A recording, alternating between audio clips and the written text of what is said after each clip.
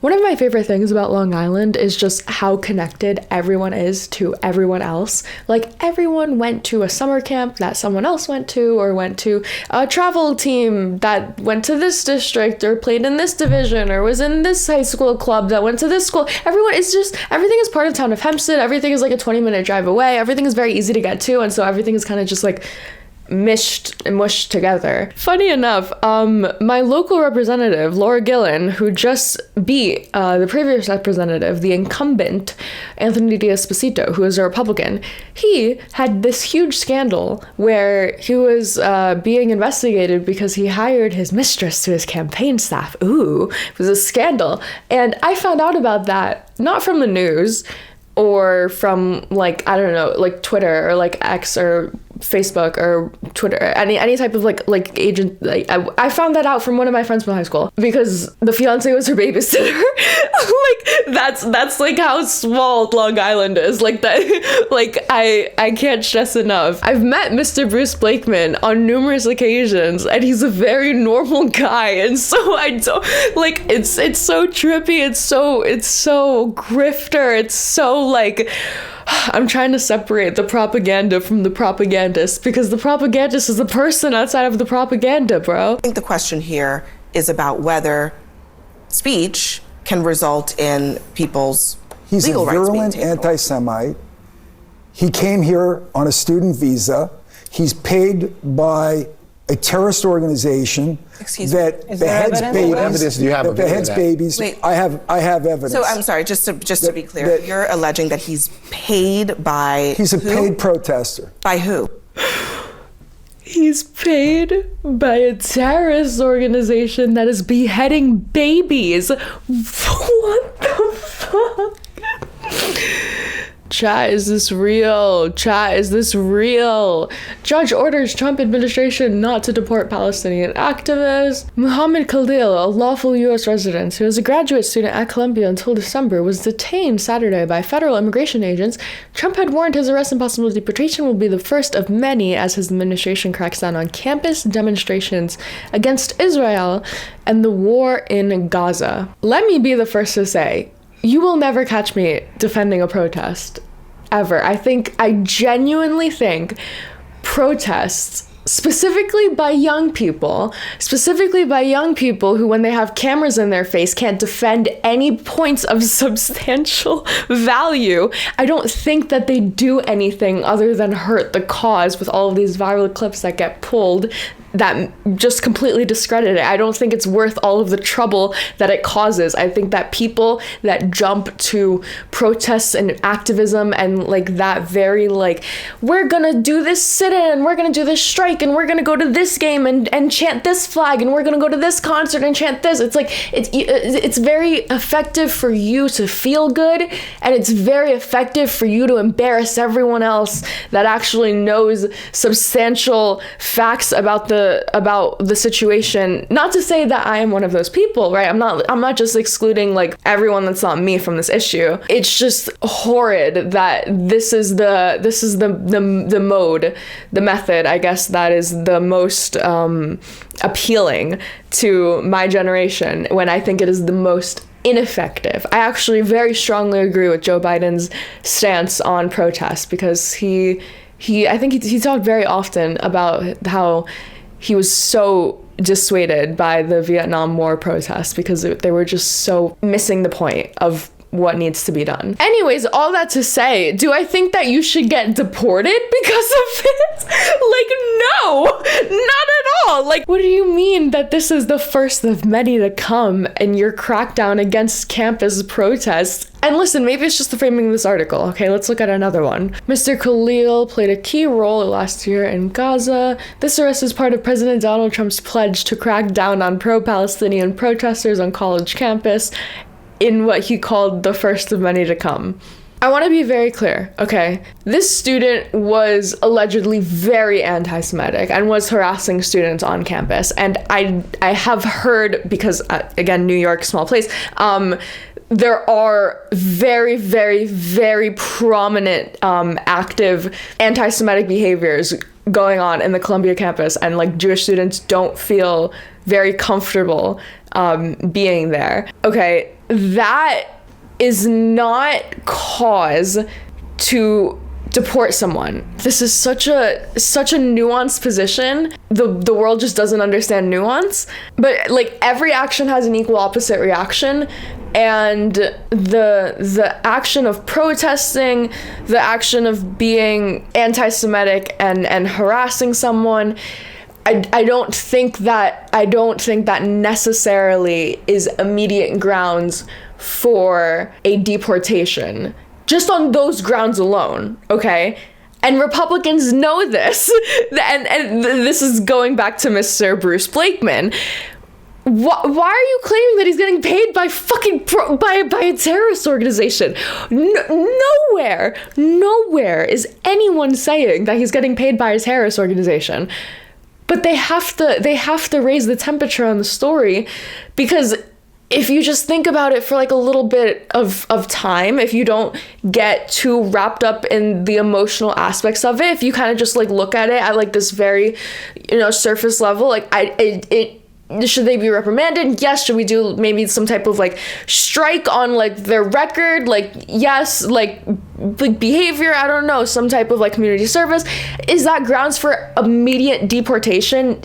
Definitely not, especially when it's being cited as a crackdown on protest to college campuses. Like, what are we deporting anyone that was at a protest on any college campus, like, ever?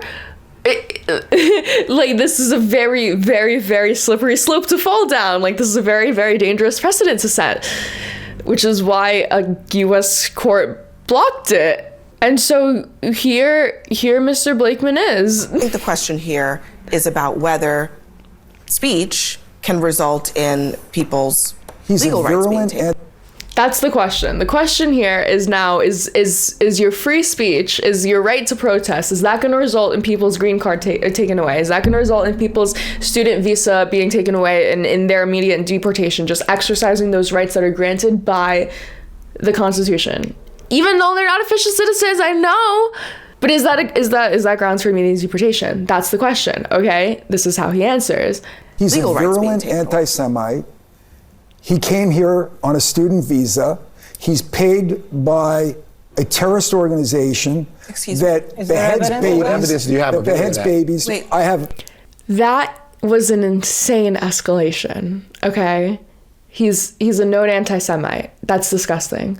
He came here on a student visa, okay? He's being paid by terrorist organizations. Like, we just went from like 0 to 100 here. I have evidence. So I'm sorry, just to be clear, you're alleging that he's paid by He's a paid protester. By who? Well, I didn't ask my intelligence division exactly who paid for him, but he's being paid by. He's being paid. That's a pretty explosive allegation. Who is he being paid by? Can I ask you a question? No, you said you had evidence. Who is he being paid by? He's being paid by organizations that are anti-American, that are engaged in nefarious activities. I don't ask my intelligence division to give me. Then don't come on national TV. What? I don't ask my intelligence division? What does that even mean? If I were to go up to you right now and be like, hey, I just found out that this guy is literally being paid by the Italian mafia. And you ask me like, oh, which Don? And I'm like, the mafia, the Dons, I didn't ask which Don. I didn't ask which mafia. See, I've been watching too much Sopranos. This is important because which mafia or which Don, they have like different clashes and different sides in the wars that they have, right? So if you say the wrong one, then that's like, ooh, scandalous. That's a bad analogy. Do you get what I mean? Like, how are you gonna say that you know that someone's being paid by someone, and then not name who they're being paid? So how do you know that they're getting paid by them?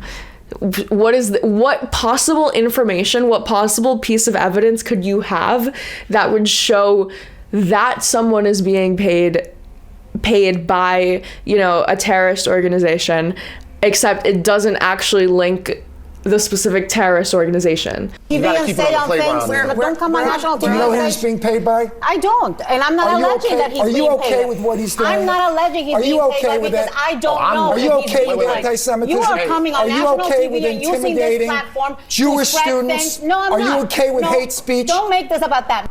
Why is he preaching? Why is this a sermon? And why is he deflecting? Again, this has nothing to do with the actions of that student, which, like, are horrible. This has nothing to do with that. This is a question of, is Donald Trump abusing the powers of ICE immigration officers? And the answer is, if this student is being deported as the first of many in a crackdown on campus demonstrations, let's put that very clearly, the first of an intended series of deportations solely because of campus demonstrations, protests that are given in the First Amendment. Do I agree with them? No, but they're granted in the First Amendment. I may not like what you say, but I will fight tooth and nail for you to have your right to say it, or whatever that quote is. Make it about the fact that that's exactly what it's about. That you talk louder doesn't mean anything. You're making this about, you are saying things on national TV that you cannot corroborate. That is irresponsible, and you should not why don't you ask the NYPD Intelligence Bureau? Well, why don't you ask the FBI and the CIA? Because I don't speak to them. They know exactly what's going on. If there's evidence, bring it out. This is so like, oh my God. Why don't you ask the Illuminati, huh?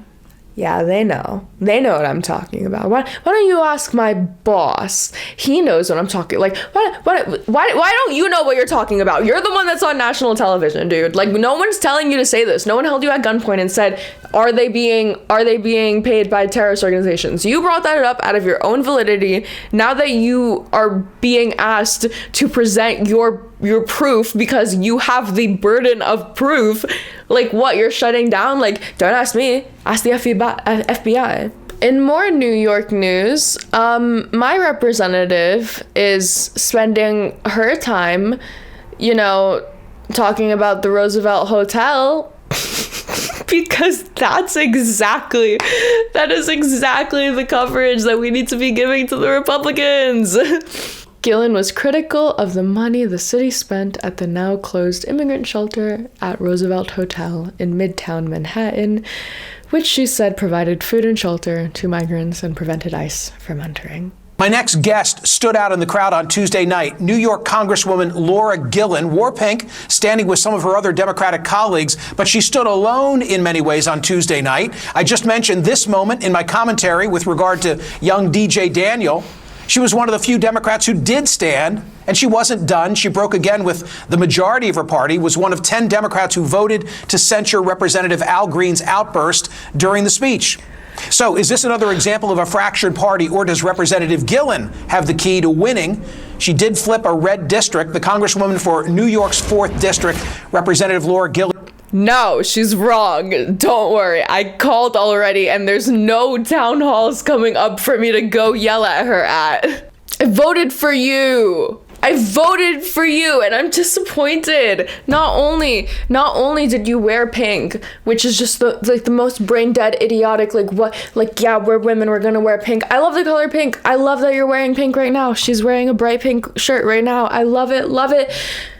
Wearing a bright pink suit to Congress it's just not it, babe. Falling into the trap of doing exactly what Donald Trump wanted you to do, into standing up with the poor kid with the brain cancer. Do you know how easy it would have been to get like a school shooter to stand up there at every single Democratic State of the Union? Like a school shooter survivor? Sorry, I did a Tim Waltz. Oh my God, you know what they should have done? They should have put like an empty seat for the kid that died from measles. Oof, they should have done that. Oh, if you want to play the pathos game, if you want to do emotional manipulation, if you just want to, parade around these optic, magnets, sure, we could do that. Democrats should do it better. I made a little list of things that I think Democrats could and should do. Granted, most of them are pretty childish, but you do lawyer type objections. The first time that he insults a Democrat, you immediately walk out, okay? If you want to wear pink suits, you can wear pink suits for the men and with glitter, except you don't say anything about it. You're just like, come in with it and just don't acknowledge it, don't say anything, because it's normal for men to wear pink. Everyone wears an orange jumpsuit because Donald Trump should be in jail. Everyone has a light-up hat with a buzzer that says false and makes like a sound. If you wanted to do signs, we could do bigger and better signs showing how much the national debt is and how much Donald Trump added to it. I think it's like a quarter. You could show one showing the population election map, because for some reason this motherfucker thinks that land is how elections are decided, and so he said that the entire map was red all around, when I think, what is it, like 60% of the country is just fucking dead land, like rural land, whatever. You could do one showing the price of eggs and how much they've skyrocketed since his administration started. You could do one showing the copies of the fake electorates that he sent into Congress in 2020 to overthrow the election. I actually really think that this one would be good, because it would also show how uncomfortably like meshed church and state are in the government right now. It's very strange. We're supposed to have a secular government, but that is not the way that it is going right now. When Trump says that tariffs are beautiful and starts getting very poetic about how beautiful tariffs are, everyone can just start like pulling out their phone flashlight and doing like a listen. I made a pretty good list. I think Democrats could take a pick. I don't know. I think this is a lot better than Representative Gillen, like, I canvassed for you, I voted for you, I feel betrayed. Don't worry, I said that when I called. Laura Gillen trying to play nice and, standing up for the poor kid, and, voting to censor Al Green because it's disrespectful, whatever. Absolute joke. Do these things instead, okay? We got 4 more years, guys. You could start making your way through the list.